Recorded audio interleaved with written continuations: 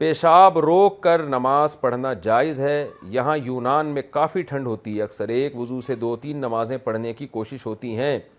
مثلاً اگر عصر کے لیے وضو کیا تو اسی وضو سے مغرب کی نماز پڑھتے ہیں، اس دوران اگر پیشاب آتا ہو تو اسے روک کر رکھتے ہیں اور سوچتے ہیں کہ نماز کے بعد جا کر کریں گے۔ اگر پیشاب روک کر نماز پڑھنا جائز ہے یا نہیں؟ الماس صاحب یونان سے۔